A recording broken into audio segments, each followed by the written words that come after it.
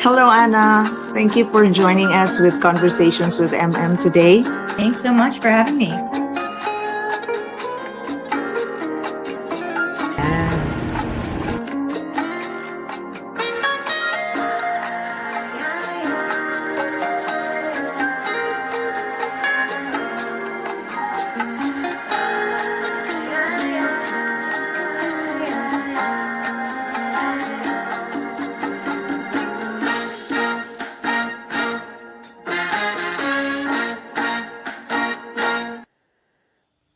Hello, everyone. Good evening. Welcome to Conversations with MM. This is Marivir Montebon here in New York City. I'm back. I'm back from South Korea, and I had a very wonderful time there, and it was refreshing and inspirational. I'd like to thank the organizers of the pilgrimage, the Peace Pilgrimage, in time for the 33rd anniversary of the Women's Federation for World Peace. So thank you so much for the leadership. And this evening, I'm featuring a world leader, a peace world leader, who is going to talk to us about peace, women and children. And we have Dr. Rima Salah. She is the UN Assistant Secretary General to His Excellency Banki Moon. And he is also the Deputy Chief of UNICEF. And Dr. Salah is also a clinical professor and at the Yale University's Child Studies Center. Also, in this episode, we feature the 33rd anniversary of WFWP in South Korea, where we had our pilgrimage. Among the highlights are our visit to DMZ, or a demilitarized zone, which is the border of North and South Korea, and the opening of the International Interfaith Temple. So it's going to be a very heartwarming and inspirational episode today, ladies and gentlemen. And let's start with this conversation with Dr. Rima Salah. Dr. Rima Salah, thank you so much for your time with me. And so I would like to begin my question on you said that transformation begins early in our life. So tell us about the project at the Yale University. Yes, thank you so much. It's my pleasure to be with you here today in this wonderful environment of peace that we saw this morning. And yes, I am at Yale and I am chairing a consortium, what we call early childhood development. That the science shows how important are the early years of life to build peace and justice from the beginning and to build cohesive societies. It is so, the role of parents or what we also caregivers is so important that they have to be also trained, you know. And that's why we have this consortium, and particularly we are dealing with children that are in situations of war and conflict and of course poverty. So you have a curriculum for it, Doctor? Again? Curriculum. Do you have a curriculum for it? Yeah, Is it a structured learning? We at Yale, we do the research to show the world how important are the early years of life, and that if we have wars and conflict, humanitarian response is not only giving food and and other things, but also early years of life, to have education for early years of life, because we know that if the children, are in this situation, it can go from generation to other generation. It means the trauma is passed on. The trauma is passed, and then there is the study of epigenetic now, that even the genes can change, and the gene can be transformed from one generation to the other. We don't have the program. The programs are developed in different countries. So I we see. have it's not the country, the programs in the countries are supervised by local non-governmental organizations. Are you using the UNICEF to spread this curriculum? Yes. Yeah. So UNICEF is part. UNICEF is part of the consortium. In fact, the consortium was launched in UNICEF. More than now 15 years ago. How nice! And, it was launched in UNICEF. And how did we get this idea? Yes, example, tell us. To tell you that the program started in Turkey. I A see. family in Turkey, contributed to this and opened early, center for early years of life. And they contacted Yale to study what they did. I see. To follow up on this. So ASHA, we call it, and it is. So ASHA, for example, UNICEF and Yale, and also a very important organization is the Early Years of Life in Northern Ireland, because they had the experience of bringing also children, what they called at the time the Catholics and the Protestant children, when there was when the trouble was there. I see. Ireland. Yeah. So it is the example of those organizations that we are following. What Yale is doing is to reinforce this with knowledge and research, and to show the world that peace would start in the beginning. So how about, like, yes, we start with the children, but you have to educate the parents of the children too. Yeah, that's very important. So you have a program for the parents? Yeah, we have a program for, the countries have, programs for the parents. Even during hard conditions, you have to meet with the parents, because, as I said yesterday in my presentation, when we have war and conflict, everything is destroyed, and all the systems are destroyed. Right. It's my only goodness. the family, if the family stays, that takes care of all this. Of each other. Of each other and of the child, and particularly the mother. Right. In your many years at the UNICEF, Doc, what is the most difficult situation that you had to deal with? Yeah, I worked in UNICEF for many years, and I worked in Vietnam, I worked in Africa, I worked, of course, in headquarters in New York. But the very difficult situation when I was in West Africa was really the station of child soldiers. Oh, really? Yes. So, at that time, when I was in West Africa, there were many wars, internal wars and conflicts. So the role of UNICEF was to demobilize child soldiers. So I used to go myself to camps where the rebels are, for example, in Liberia, for example, in Congo, and I go there, and they put their arms in front of me, and I had nothing else except UNICEF badge. So that's why I felt the strength of the United Nations, the strength of UNICEF, and I could tell them, give me the children.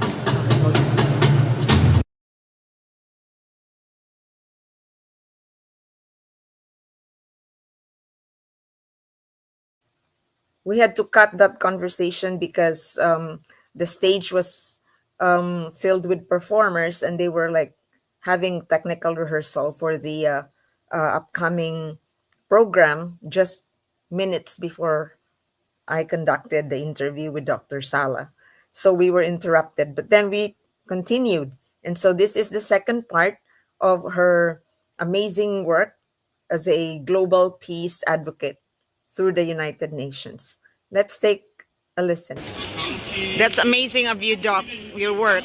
But how do you protect yourself from compassion fatigue? Do you ever experience that? Like it gets to be tiresome to help the others. Yeah, sometimes, of course, you are tired, and it is what you see makes you, feel, of course, that the world is really have problems. Yeah. How can we solve the problem, especially the problem of wars and conflict? Of course, my faith. My faith in God and the support of my family. Uh-huh. My They family, keep you strong. yeah, it makes me strong, and to know that I am going there, that I'm in these countries for a mission, and I have to complete my mission, and I believe in it. I believe that every child in the world should live, with a family, and not to be, abducted, or especially children that are abducted from the young age, and they are child soldiers. And do you know child soldiers? What do they go through at I this know. age? Trauma. To go and kill, the trauma they Yes. they go through this. So with UNICEF, we used to demobilize the children, put them in a center for a few months until we found their parents. I see. Yes. Oh, and that's very heartbreaking for you. it is very heartbreaking, but we could do it. And it is heartbreaking when you go to those camps, for example, and they tell you we have no children. How do you convince them to give you? So you have Yes. to talk with them with humanity. Uh-huh. You talk to them with humanity, and you tell them, you are fathers, you are grandfathers, you are brothers. Would you accept to have your son or your daughter in those camps? They say no. Yeah. Then please give me the children. Oh. Yeah. So you have to appeal to them, and for example, it's not only the boys, especially the situation of girls. Yes. was very difficult. They're kind of more vulnerable, right? The girls. Yeah, the girls are more vulnerable, and of course, when they go back to their villages and all this, they're not accepted. They're Yes. no more accepted. Sad. So it's very difficult. I went to even northern Uganda and all those places. I went at the time, I was in headquarters, and I went with the minister from France. And we appealed, to all the rebel groups and all this. My goodness. So, Doc, I understand that you were born in Palestine. What is your sentiment? I know this is a painful question about the situation right now in Gaza, and how do you propose to end the war there? Yeah, of course, the situation in Gaza is heartbreaking. Yes. It's devastating to see children in the rubble, or under the rubble, Yes. rubble, under the rubble. It is very difficult, and many thousands of children have been killed, and including women and Yes. mothers have been killed. Of course, justice, we need peace, but we cannot have peace without justice. Yes. And so we have to find a solution to particularly the Palestinians that are still living in refugee camps. If you Some were of- to talk to Netanyahu, what are you going to tell him? I want to tell him that we can live together. We can live together.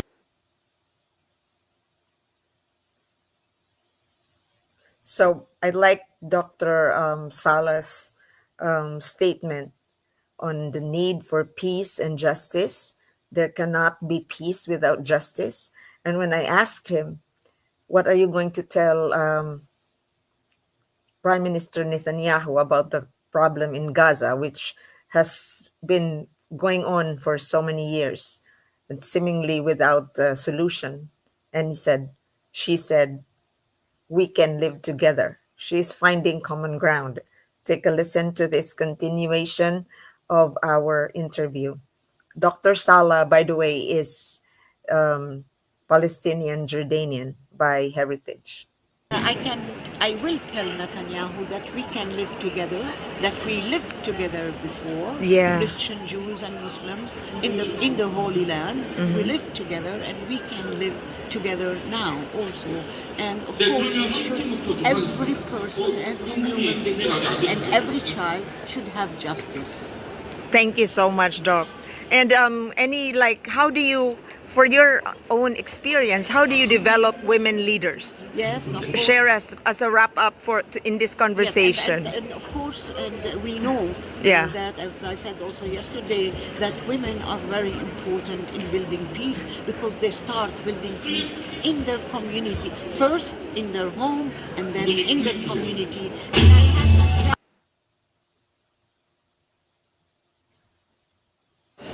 Yes, I will tell Netanyahu that we can live together, that we lived together before, Yeah. Christian, Jews, and Muslims in the Holy Land.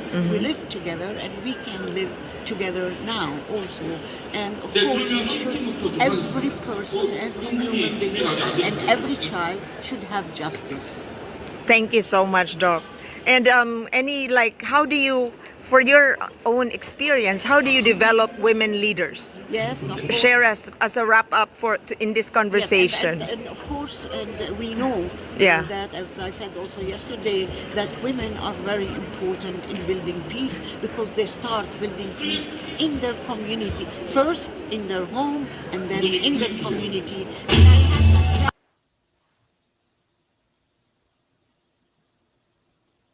Okay, let's. In your experience, how do you develop women course, leaders? it's very important. We have programs in many countries. For example, now when there is Resolution 1325, which reinforces the role of women in building peace. Right. But also now, after 1325, there were other resolutions, and there is also the localization of 1325. Yes. And we have programs where we train young leaders, in their community. To negotiate and all that? Yes. Uh-huh. And it's very important that the localization now in countries like in the Philippines and in Lebanon, in many other countries we have, and we sometimes bring to, for example, we have a program with Israeli women and Arab women. In Oh, Palestine. nice. Israeli lawyers and Arab Palestinian lawyers. That's a good networking and Networking cooperation. is very important, and it is very important the empowerment of women locally. Awesome. Locally. Thank you so much, Dr. Salah, for your time and all the best. Thank you. Thank you. God bless. Thank you. Okay, that was my wonderful conversation with Dr. Rima Salah. She is the Assistant Secretary General to UN Secretary General Banki Moon and the Deputy Chief of the overall UNICEF globally for a long, long time. And right now she is concentrating on education, doing research at Yale University's Child Study Center. So Dr. Rima Salah has pretty much spent her life. She's now over 80 years old, and she has spent most of her life taking care of children and women and young people in refugee camps in many parts of the world. She was with us at the DMZ Peace Tour and the entire pilgrimage with the Women's Federation for World Peace. In this picture, you see Dr. Salah with my colleagues at the UN representation led by Ms. Marily Barlaan. And with me are Bala Mahmood on the rightmost and Juliet Hatulan. So we had a wonderful time at the DMZ from the military facilities, the demilitarized military facilities. We had a trek in the forest and we had tea in a local small business there, which is owned by a woman, and it was a way to debrief us from the very kind of tight and very sad atmosphere at the military facilities. And then we were taken to this forest. We had tea, we had reflections, we had cookies, and salute to the entrepreneur who has developed this, because it really is a very encouraging and inspiring endeavor. When you demilitarize a zone, you can develop the environment and you can increase the economic situation of the locals. So it's amazing. It's a very amazing practice, one of the best practices that people can do.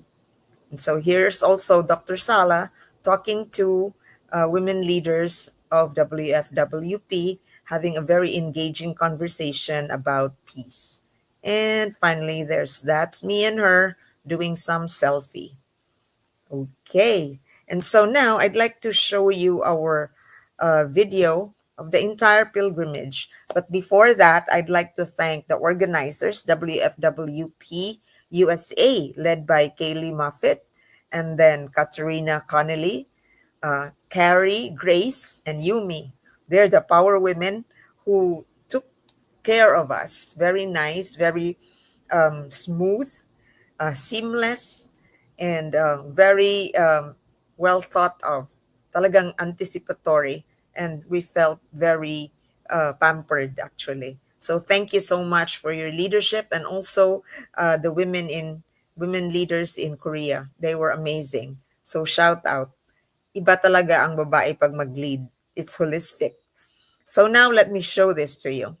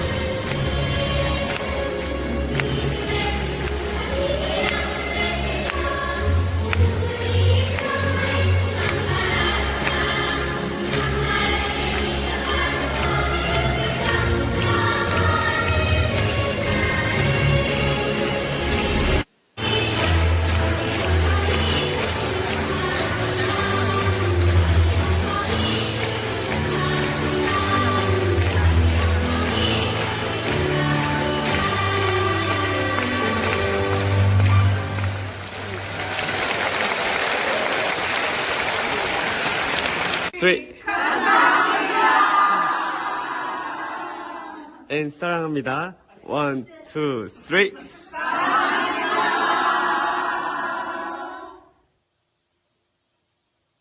There you go. That wraps up our tour for 3 days but I was in Seoul for 5 days or 7 days actually. But the entire proceedings, the major uh, events were the weekend of Friday, Saturday, and Sunday last week. So I'd like to once again thank the organizers and the WFWP International, my team, especially Twin Merly for the leadership. Thank you so much. And I'd like to say hi to my colleagues, my new friend, newfound colleague, Bala Mahmood. Thank you so much. I had wonderful time with you, Bala. Hope you're okay there and back in your place in Kurdistan and or is it Iraq? And hi to Julie. Hi to Dr. Elaine Doval. And we had a great time together. It was a very wonderful learning experience. And as I mentioned during the banquet, during the evaluation, I thought this was like a very easy breezy kind of pilgrimage. But then when you're in the situation, it gets heavy because like we were ushered into the DMZ, and the process was very strict and very quiet and respectful. Going to the demilitarized zone. So we were very strictly told on what to do, the protocols and all that, and which area can we take pictures and all that. So kudos to the leadership of Katarina, Yumi, and Grace, and Carrie. They were so gentle but very firm in guiding us. So thank you very much. And here's a photo I'd like to share in the exhibit. This little child um, who survived the war during the war that divided the Koreas into two, North and South. And so, the impact of wars is lifelong and generational too. So I'm glad that WFWP, particularly Dr. Salah, was very emphatic when she said we have to stop war, and particularly calling out her own birthplace, the situation in her own birthplace, calling out Prime Minister Netanyahu that people can coexist. They should find common ground, and so that is a starting point. So I love that very much in our conversation. And also during the pilgrimage, as mentioned, we went to the tea house, and it's actually a commercial place already. You can do your events there. You can do seminars or yoga classes or whatever it is because it's in a forest. And so it's relaxing and it's good for writing workshops or whatever conference you have. So you can imagine if you turn a place to become peaceful from a war zone to a peaceful place, you can develop the place and you let the locality thrive in and particularly in this example at the DMZ at Gapyong. Okay, so there's a lot of things I'd like to share, but I will have that in an article. So once again, I'd like to thank everyone for watching Conversations with MM. And sorry that last week I wasn't around. I was in Asia. So hope you're doing okay here in New York and in the world, and you're taking care of yourself and taking care of each other. So see you again in one of our future episodes. Bye for now, ladies and gentlemen.